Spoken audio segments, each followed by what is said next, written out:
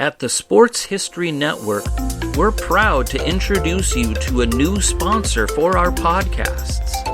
It's Home Field Apparel, your premium collegiate apparel brand right out of Indianapolis. They've got incredibly comfortable t-shirts, plus they're officially licensed with vintage college designs.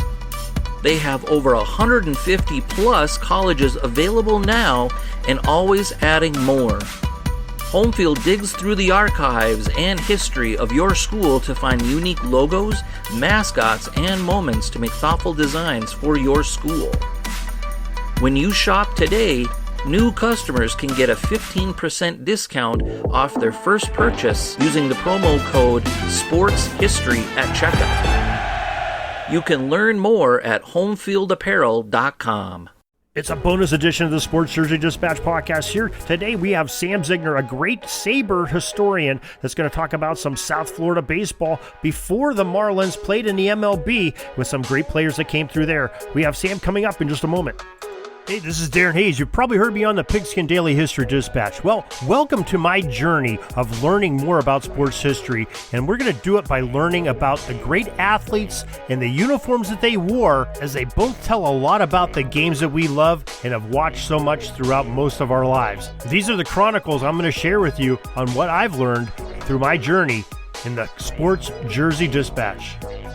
Hello, my friends in sports history. This is Darren Hayes of the Sports Jersey Dispatch. Welcome once again to the Pig Pen, your place for all things great in sports history. And we have a great program for you tonight, a very special bonus edition of the Jersey Dispatch podcast, where we have a gentleman named Sam Zygner, who is an author and a historian of baseball, a big Sabre member down in Florida. Sam Zygner, welcome to the Pig Pen. Thank you, Darren. A pleasure. It's a pleasure to be here with you tonight. Yeah, we are excited to have you here talking a little bit about some South Florida baseball history. We're up north. We don't get a lot of that history, and I can't wait to hear about it. But I guess before we talk about that, I'd like to learn a little bit more about you. What made your interest so much in baseball that you're writing books about it? Well, I grew up around the game. My dad was a coach. I coached like an American Legion type of baseball when I was a kid. Remember many a night with my great-grandfather listening to Cincinnati Reds games on the radio. And later, I just continued that, read a lot of books when I was a kid, attended a lot of baseball games, and not only the ones my dad coached, Pittsburgh Pirates games, Cincinnati Reds games, mainly on the radio. And as I got older, I just stuck with it. I always loved baseball, went to games, kept going, minor league, major league, didn't matter. I've even attended down here some of the University of Miami baseball games, which are very interesting. They have a great team here. And I came to Florida in 2001. And one of the things that I discovered, and when I came to Florida, and Miami specifically, was not a lot of people knew about the history of baseball in the area. It's kind of like, for most people, and if you understand Florida, it's kind of a transient area. Baseball kind of began in 1993 when the Florida Marlins launched. But what people weren't aware of, baseball in the area goes back clear to 1892. Started with town ball, graduated to the outlaw leagues, which were outlaw minor league leagues. They weren't officially associated with the National Association. That grew into certified minor leagues, where they were started in like Class D ball, worked up to where it was eventually you got into the Florida East Coast League, Florida International League, up till 1956 with the birth of the Miami Marlins, which was the first Marlins, which was a AAA affiliate in the International League. And that team was started by an icon, Bill Veeck, and Satchel Paige pitched in Miami for 3 seasons back then. Eventually, the AAA team folded in 1960. And when I wrote this most recent book, Baseball Under the Palms, Volume 2, basically what happened is it was a reboot in Miami for minor league baseball. After not having baseball in 1961, in 1962, it launched again with the Florida State League as a Class D league, which went to Class A the next year. And for the next 30 seasons, we had Class A ball for the Florida State League. One season we had AAA again, the Miami Amigos, which was a short-lived team in the Inter-American League. And they had some independent leagues teams, and that went up to 1991. The last team in Miami was actually the Miami Miracle.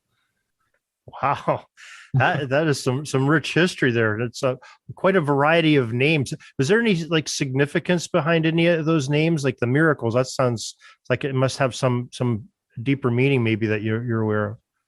Well, if you go back to the history, the original team and like the 19 teams, you had the Miami Seminoles, which was an outlaw league. It was a minor league, but not officially sanctioned by the National Association. You had the Magicians came along in the 20s. Same thing. And then in 1927, the first sanctioned team came along. There was teams, I'm just going to give you an example of some of the names over the years. We had the Wahoos. You had the Tourists, the Sun Sox. One time we had two teams in Miami. We had Miami Beach and Miami. So you had the Sun Sox and the Miami Beach Flamingos. Then you go, eventually it goes back to the Marlins again. Then when the Baltimore Orioles came down here in they took over in 1966 from the Phillies. You had the Marlins for a while, but they changed the name to the Orioles. And then eventually when the Orioles left town, it went back to the Marlins. And then the Miracle was the last 3 seasons that Miami had a minor league team in the Florida State League. Now, did they all these teams, minor league teams, all play at the same venue, or was there multiple venues involved? Well, going way back, it was the Royal Palm Grounds in Miami. That was a part of a resort hotel.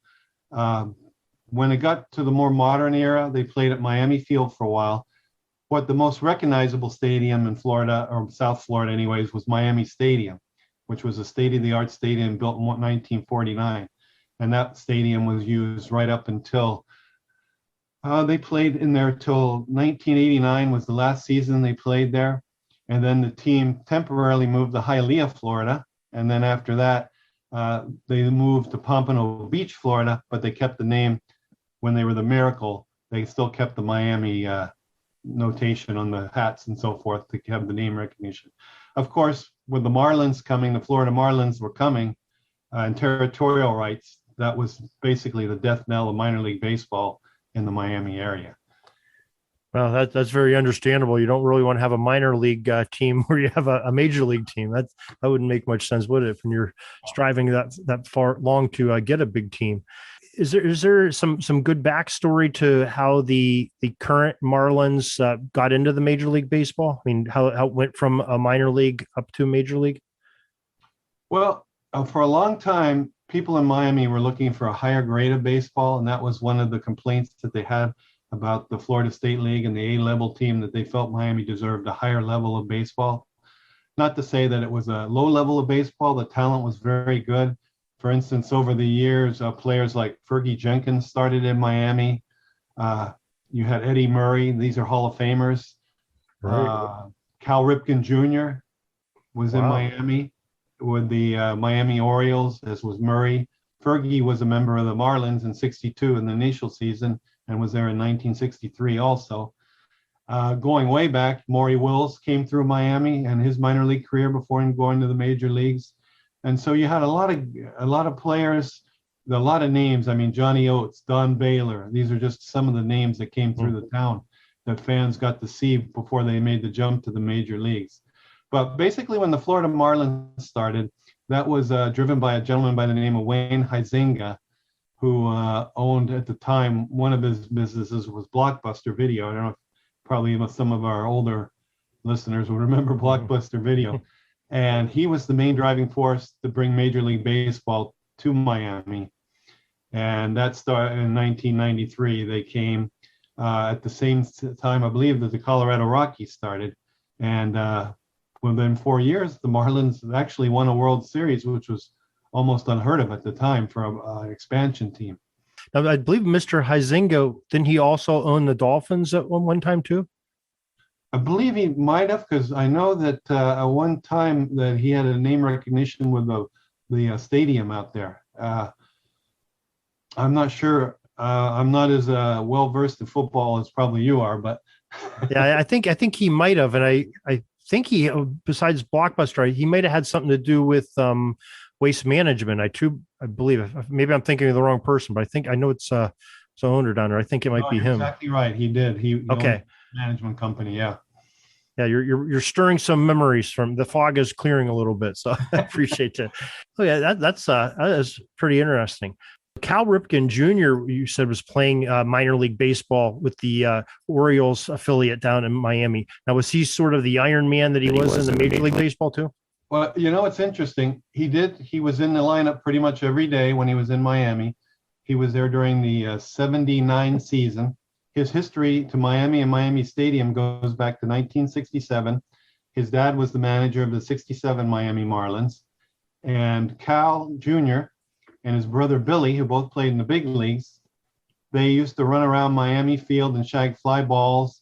They kind of acted as semi-ball boys, hung out. They basically lived at the stadium. Cal Sr. and his wife Violet were very into baseball, as you can imagine. And so it was almost like the ballpark was their second home. And then Cal, when his baseball career launched, he started out in Bluefield, West Virginia, but was promoted to Miami. And in 1979, he was with the Miami Orioles. And basically, he's in the lineup every day. Interesting thing, though, about Ripken, he was not a home run hitter then.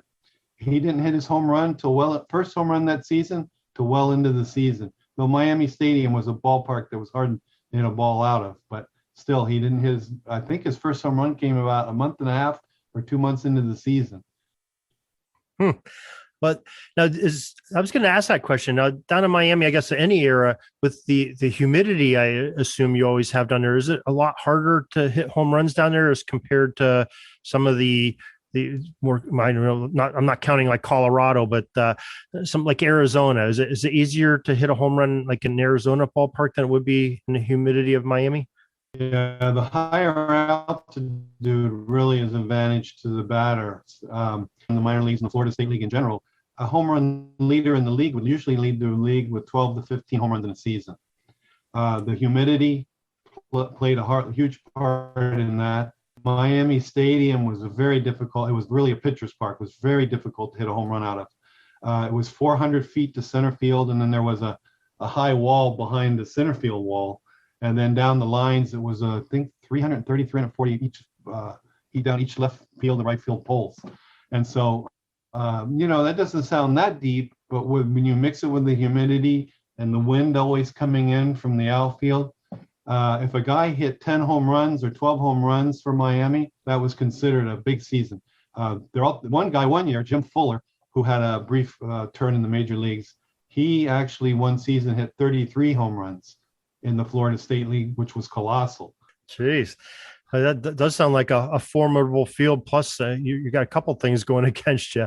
Now, I guess with the pitching, would that make a difference too? Because maybe a little bit moisture on the ball. You're not throwing an illegal spitball, but a little bit moisture on the ball. We know that can make the ball do some crazy things.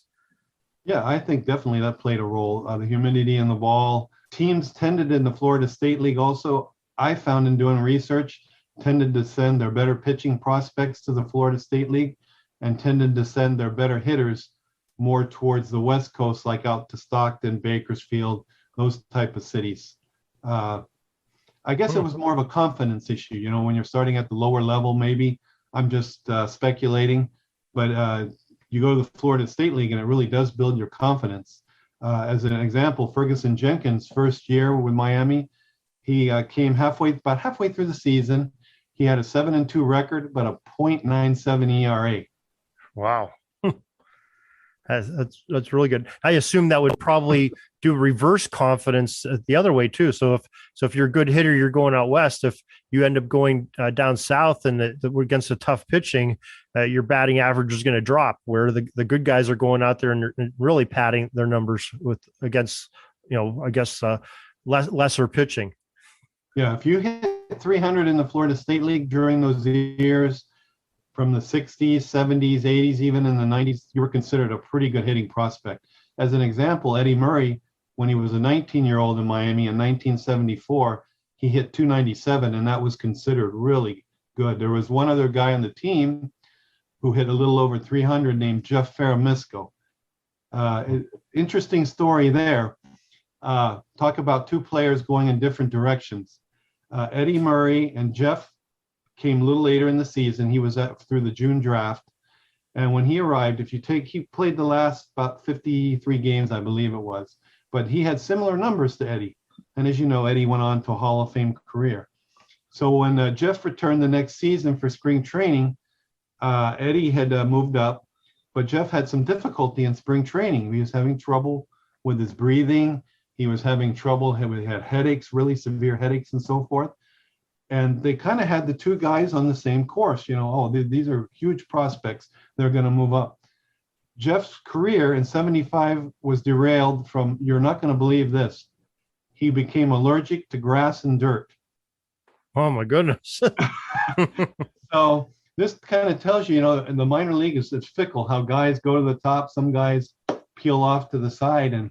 And basically he had to retire from baseball at an early age. He was on track to go right up the system to the Orioles. Oh boy, that's a shame. You can't even really trade him to the Astros or something because there's still dirt there, huh? And they still got to play away games. Wow, no, that really stinks. Doctors and everything in Miami, they had him every kind of therapy you could imagine, and he eventually said, I can't play. They basically said, you've got this allergy. You have to play on grass every day. And he had to turn around, and he actually became a teacher. And the interesting thing is, years later, he overcame the difficulty and was able to overcome through a lot of therapy and work with doctors. He overcame his allergy and was able to go back to a field and play. But he was quite a bit older by then. His baseball career, had moved on. Great ending to the story, but gosh, that really stinks when you're an up and comer like that, and then he's probably following what Eddie Murray's career is doing, and seeing him just put up monster numbers and having a Hall of Fame career. He probably saying to himself, "That could have been me."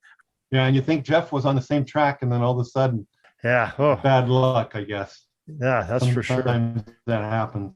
Now, I see you got a couple books there beside you. Are those a couple of your books that you've written? Yeah, thank you for bringing that up there. Actually, I've written 3 books. And this one, the first book I wrote was The Forgotten Marlins. This was the history of the original Miami Marlins from 1956 to 60. As I mentioned earlier, Bill Veeck launched this team, and Satchel Paige pitched out of Miami for 3 seasons, which was quite a story in itself. A lot of experiences he had while he was here. It kind of inspired me to finish and do the rest of the history of Miami. I wrote with my co-authors, was actually my wife, Barbara, and I wrote Baseball Under the Palms, which was a history of the early years, 1892 to 1960.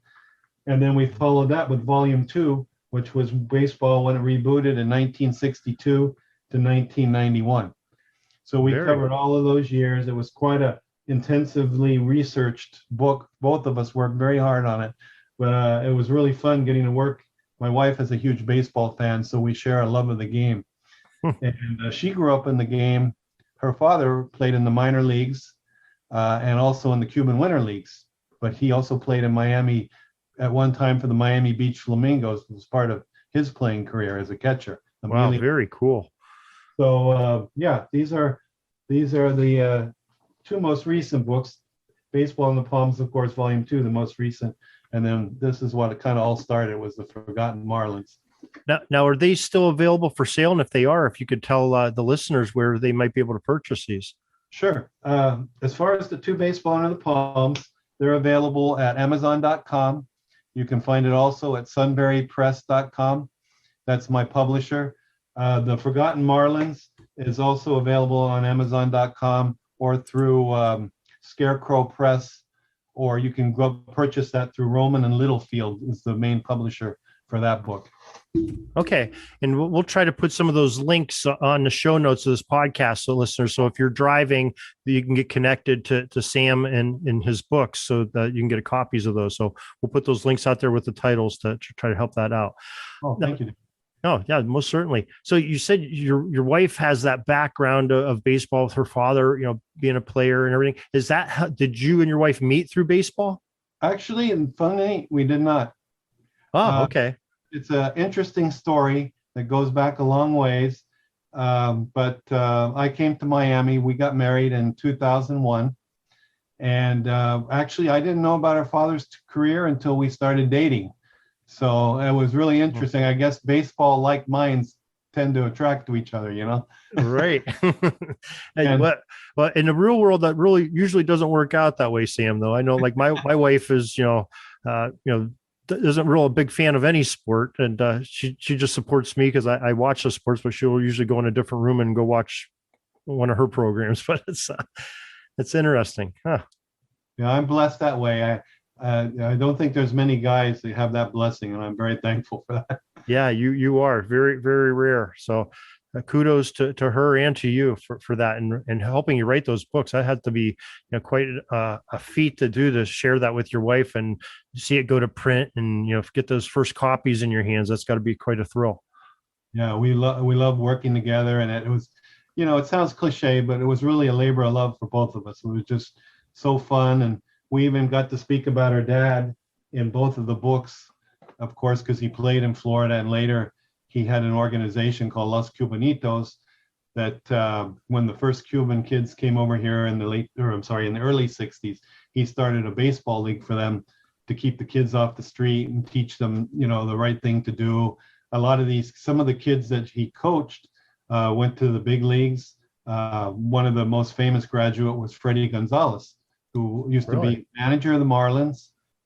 He also managed the Atlanta Braves. He's a bench coach for the Orioles now, was one of the names. And then quite a few of the kids grew up and went on to play in the minor leagues too. Wow. So she can sit there and say that her father helped maybe cultivate the interest in baseball that propelled these guys to go on to bigger and better things. That's really neat. She grew up around the game for sure. So you said he was a catcher. Now, is that a position that your wife still follows because her father was a catcher or knows most about, or is she pretty well versed in all the positions? She's pretty well versed in all the positions. I think catcher is her favorite position, obviously, because of her dad. And she knows the game pretty well. I mean, we have a conversation. It's just like talking, well, she's not one of the guys, but it's like, we have in-depth conversations about baseball players. She's very knowledgeable. And so it works well. We work together. It's great. Yeah, that's pretty nice. Now, you were saying earlier, though, you're from some different cities around the country. Now, are you strictly a Marlins fan, or do you go to some of your roots at some of your other towns, or you said you used to watch the Reds and listen to the Reds and Pirates on the radio when you were a kid? Are one of those your teams, or do you have some other affiliation you like to follow? Well, I'm a diehard Pirates fan. I see you have Forbes Field in the background. Yeah. When I share your pain. It's tough, isn't it? Yeah, it is. I followed the Reds when I was younger also, but the Pirates were always the team for me. Later, at one point, my family moved to Utah. My dad transferred with the company he was with, and then I followed a team called the Salt Lake Angels, which were a AAA team in Salt Lake City back in the Pacific Coast League. At some point, I lived in Arizona. I followed the Diamondbacks. Living down here, I kind of semi-follow the Florida State League. We have the Jupiter Hammerheads and the Palm Beach Cardinals down here. And then, of course, they train here for spring training also. But all these years, of course, I follow the Marlins, Florida Marlins. It's tough. I follow the Marlins, and I'm a Pirates fan. You have to really hang in there and have a thick skin. Yes. Hey, you got a rough sporting world, that's for sure. Yeah, it's tough being a Pirates fan, isn't it? I know. I'm in my 50s, so I grew up, Roberto Clemente's, winning the 71 series, and I remember the 79 series very vividly as a kid. I was very much into it, and the early 90s were pretty good, but gosh, the rest of it wasn't a whole lot of things to cheer about being a Pirates fan. Oh yeah, it was rough. 79 was such a great season. I remember Willie Stargell and Chicken on the Hill with Will. He had a chicken place over there. And of course, they had so many players that one season. It was just magic. You had Scrap Iron, Phil Garner, Omar Moreno, Ed Ott, the catcher. Bill Madlock came in a trade during the season. Bert Blyleven was there for one season. I mean, it just came together that year. We are family, you know? Yeah, that's what I was going to say, that we are family. That was such a perfect motto for that team. And especially when you have your leader being Pop Stargell, having the name Pops, and, the Dave Parkers and, the Garners. And, like you said, that was just some great teams. And really the community could really connect around those guys because they just played so well. And it was the city of champions back then. The Steelers were playing really well. The Pirates were really, really good. And it was just a fun time to grow up and be a kid. And then, the Pirates, just sort of falling off the face of the earth there for about a decade. It was really hard.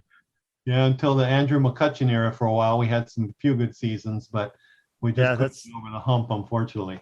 That's true. And even had some good pitching then too, and just they don't have the money to spend that some of the other clubs do. I think that's the main gist of it. Yeah, it seems like we're in a constant rebuild, doesn't it? Yeah, that's for sure. That's for sure. Well, hey, I really appreciate you coming on here talking about this South Florida baseball history. You really educated myself. I'm sure the listeners will be the same and will say the same. And really appreciate it. And we'll get copies of your books. And once again, why don't you give us the titles of your books? And we'll, like I said, we'll put them on the show notes of this. And also, if you'd like to give any of your social media handles so people can follow you, you feel more than welcome to do that too, please. Oh, thank you. The first book is The Forgotten Marlins. That's a tribute to the 1956 to 1960 original Marlins. They were a member of the International League AAA League from 56 to 60. Then we wrote Baseball Under the Palms, History of Minor League Baseball in Miami, 1892 to 1960, and then Baseball Under the Palms Volume 2 covers the years 1962 to 1991 before the Florida Marlins launched, and that was the end of minor league baseball in Miami. But so many great players came through here. It was just amazing. Well, Sam, we really appreciate you coming on here. Your triumvirate of books there. You got it, everything triangulated in the minor league baseball system with some great players, some great teams from those eras. And thank you for sharing that with us today in the Pigpen. Oh, no, thank you for having me on, Darren. I really appreciate it. It's great meeting you and your audience. Sorry, but my pitching coach just called timeout and he's coming out to the mound. I think I'm going to get yanked for a reliever. We'll see you back tomorrow for some more great sports history on Sports Jersey Dispatch Podcast. We invite you to check out our websites, jerseydispatch.com and pigskindispatch.com. Not only see the daily sports history, but to experience the preservation of great events and people that play the games. Find us on Pigskin Dispatch. It's also on social media outlets of Facebook, Twitter, Instagram, and don't forget the Pigskin Dispatch YouTube channel to get all your daily sports history. Pigskin Dispatch is happy to be associated with the Sports History Network, the sports headquarters of yesteryear, found at sportshistorynetwork.com. This podcast is part of the Sports History Network, your headquarters for the yesteryear of your favorite sport. You can learn more at sportshistorynetwork.com.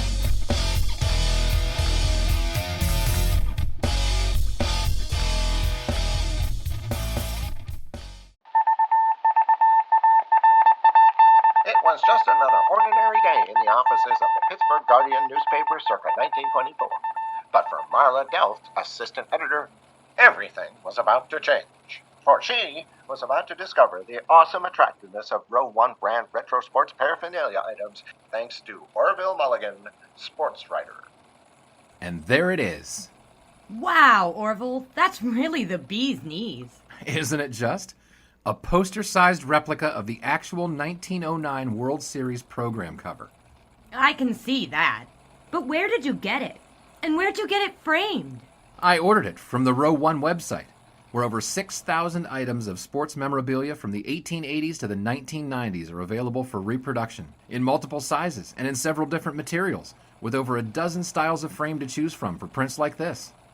Well, I'm sure Mr. Delft would love to put up more of these in the office. But I'm equally as sure they're beyond this newspaper's budget. Not at all, my dear Marla. See for yourself. Go to sportshistorynetwork.com/row1. sportshistorynetwork.com/row1. Oh my, these are good prices. Oh, and look at this stuff. Oklahoma-Nebraska football, college basketball art, Michael Jordan items. And so it retro was that sports Marla Delph advertisement discovered flyers. the splendiferous magic of Row 1 sports memorabilia, arts, and prints. You can too by visiting sportshistorynetwork.com/row1. That's ROW1 today for access to the full Row 1 catalog of gallery prints and gifts like t-shirts, long-sleeve shirts, telephone cases, coffee mugs, blankets, pillows, towels, and even shower curtains. Act today for 15% discount off all prints with coupon code SHN15 and 20% off all other items with coupon code SHN20 at checkout. And keep your dial locked to the Sports History Network for the exciting chronicles of the 1920 sports world in Orville Mulligan, Sports Writer. Coming soon.